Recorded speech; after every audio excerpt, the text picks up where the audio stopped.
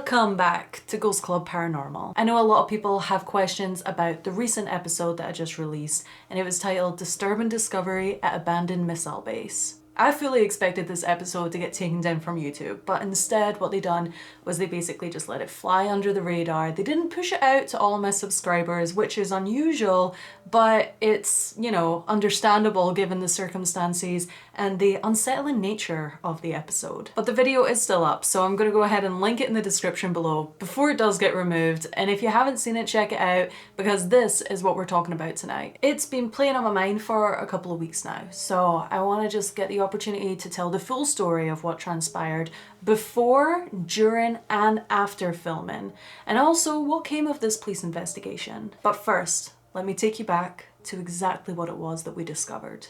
On March 12, 2023, around 1:30 p.m, my family and I hiked up to the abandoned Nike missile base LA-888, located in Chatsworth, California, to film a quick paranormal investigation that ultimately led us to discovering an alarming amount of blood-like substance inside a large underground missile silo.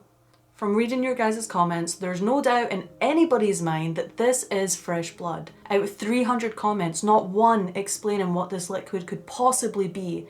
And I know all too well that there are people out there who would love to prove me wrong that this is not blood. Now, I'm not a forensic scientist, but I know what blood looks like, and if I had any doubt in my mind, I would never have called the police. Which brings me to the police investigation. The episode ended with me leaving a voicemail at the police station. We're sorry we can't take your call at this time. Hi there, my name is Jade, and I was just calling to kind of report something that I thought was a little bit weird. I was hiking up by the missile site.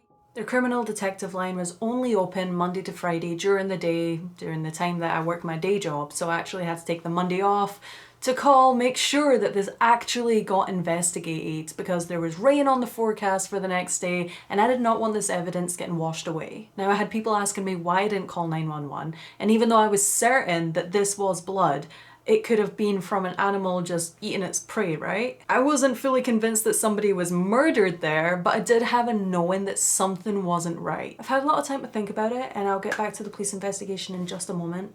But I do want to take you guys back to the moment that we arrived at the location. And I want to show you something that I left out of the episode because I just really didn't think too much of it. Look, they're circling around. Maybe they're like circling for us. All right, Tony. No, they're going around that thing. The footage isn't great, but basically there was a police helicopter circling the missile silo for about 30 to 40 minutes. It was there when we got there, so we just hung back in the nearby buildings. We didn't think anything of it, and then immediately after the helicopter left, we ventured on down there to get the drone shots. It sounds weird, but it didn't actually click to me that the helicopter could have possibly been looking for somebody until I got home after the investigation that night. So I looked over my drone footage, and to my absolute shock, there was somebody there. I didn't see them, my dad didn't see them, and my stepmom never saw them, which is weird because it's a very large open area.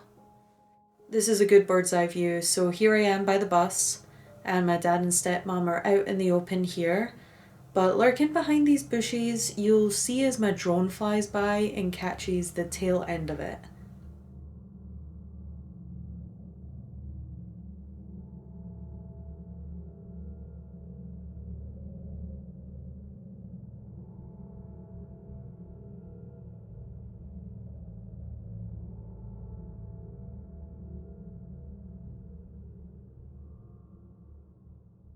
We thought we were there alone, but we were not. So whoever this person was did not want us to see them. So this is when I really started thinking, if somebody was trying to hide from a police helicopter, they would 100% go underground inside the missile silo to vanish off the radar. I believe that this person tried to leave after they heard that the helicopter had left. When they came up, they saw me, my dad, my stepmom, especially with their cameras, and then they went back under. I don't think that they thought that a family was actually going to go inside the missile silo, so their safest option at that time probably was to stay underground. But we did go down, and we called out as well, and there was no response, but it was very apparent from that moment that we got down there that there was actual movement going on, and I believe this to be that person trying to find a place to hide. Is there anybody down here?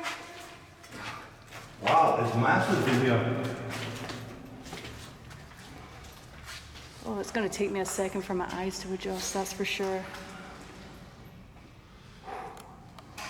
Oh.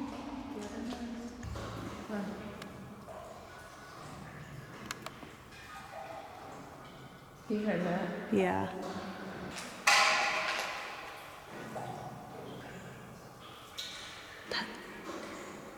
That sounds like someone walking. On Monday the 13th of March, the day after the discovery, I finally got to talk to a detective. He was very helpful, very kind, and he was very confident that this blood wasn't from an animal eating its prey. I mean, there was blood splatter 7 feet on the walls. He actually seemed pretty excited about it, but in a good way. He told me that he was going to send a couple of people up there as soon as possible to check it out, and he was also going to ask around to see what was going on with that police helicopter. He called me back 5 minutes later, and his tone, in my opinion, had completely changed. He was very standoffish. He's basically just calling to let me know that he was sending the case over to another detective, and that was to send him the footage. There was no new information about the police helicopter, and by the sounds of things, he wanted me to send the footage over to the detective before they sent anybody out there. Keep in mind, they had no idea that I was filming for YouTube, so basically all I'd done was just send them like little clips of the blood that I found. At this point, I'm like certain that this is a full-blown crime scene investigation, and I didn't mind the episode not going out on the channel because I really just wanted to help any way I could. But about 10 minutes after I'd sent the new detective the footage, he did reply. Thanks for sending me the videos. I'm quite confident in saying that the substance you recorded is not blood. I've seen a lot of blood at various crime scenes. Large amounts like that coagulate, separate plasma, very fast, giving larger amounts of clumpy look. I believe the substance is likely some sort of food product. I don't know about you guys, but I can't think of any food product that looks like that. But since that it was so apparent that it had already been dismissed without anybody even going there to check this substance, to actually test it, the only other thing that I could do was actually send the footage to a friend who I know who's a forensic scientist and ask his opinion. And he did say that this looked like fresh blood. I believe that this looks like blood. You guys believe that this looks like blood. A forensic scientist thinks that this looks like blood. The only person that doesn't believe is the detective. So here's a very plausible theory that I have. Is maybe there actually was an investigation and they basically just didn't want to alarm the community. They wanted to keep it on the down low. I mean, this stuff does happen more than people think, but the worst case scenario is that it didn't get investigated, and that's the reason why I uploaded the episode. I know something bad happened down there. Not only do we have this new information about the police helicopter, but we also have the footage from this unidentified person on the drone just walking around the missile silo where a large amount of fresh blood was found. But we also have incredible responses from the paranormal devices that just absolutely cannot be overlooked. Now remember, in this moment we have no clue that there's a bunch of blood in a hallway. We have no clue that there could be somebody hiding down there with us. But when my granddad comes through, he warns us to be careful. And then he tells us exactly that there's a man down there with us. Please take care. Please take care. Thank you. George. George. His grandpa. Yeah, you think? Yeah, he said take care. Meaning grandpa tell you be careful when you can't. It's Granddad. It's Granddad! You're just saying your grandpa was just telling you to be careful. It did say be careful as I walked into this room though. And then when we came. A man here. A man here. Immediately after those responses, that is when my dad hears somebody running behind him out of the building. Are you okay, Dad? Are you okay? Shot. Shot. Was it someone was doing here? Oh my god, and it just... Someone was walking around in here. Did you hear that? Did you guys hear that? No, we're in a soundproof room back here. Hello? But someone was walking Let around people in here, know. like splashing around in these puddles. To be honest with you, it felt like it sounded like a couple of people were out there.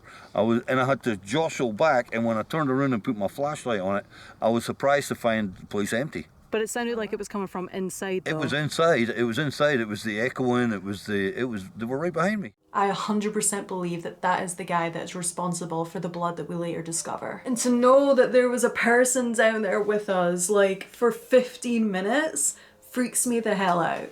So after my dad is certain that somebody just ran behind him, that's when we go back into the main room. That's where we find the first patch of fresh blood right by the entrance. It was a big surprise to turn around and find nobody here. This is the one. And it is. Yep, Right. that's actual blood. Yeah, I really didn't think that we were gonna find like fresh blood down here. When I was editing the episode, it wasn't till this moment right here that I realized that we had a very intelligent spirit there with us who wanted me to find more blood and who wanted to tell the story about what happened.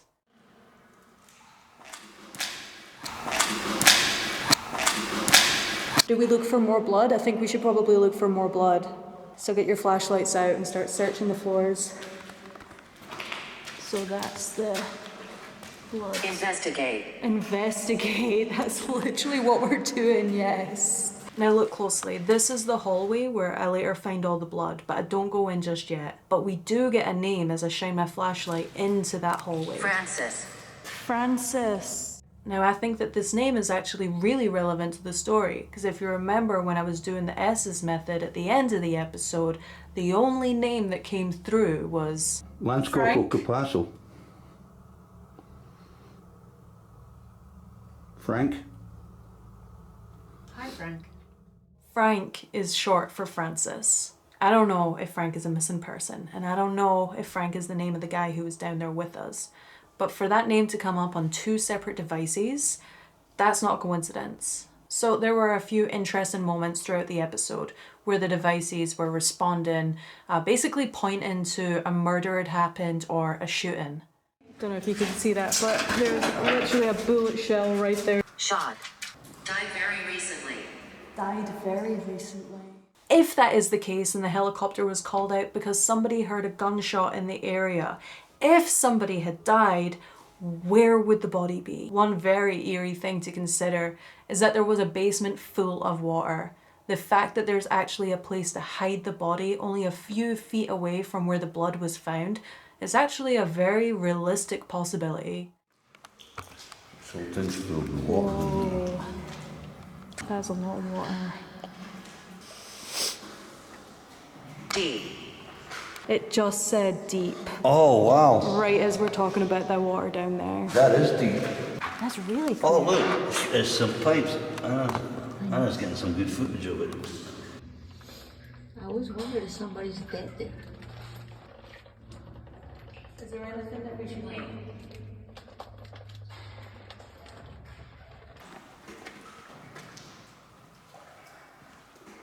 It's kind of freaky there. It is freaky down there. Alright, well, with all of that being said, if you know anything about what happened here, or even if you have your own theory, or maybe you captured something on the last episode that I didn't, and please reach out to me directly, ghostclubparanormal@gmail.com. I want to hear everybody's thoughts in the comments section. I want everybody to share this episode with who they feel could benefit from it. I don't think that this is going to be the last time that you hear about this, but that's all I have for now. So, have a good night, guys. Bye.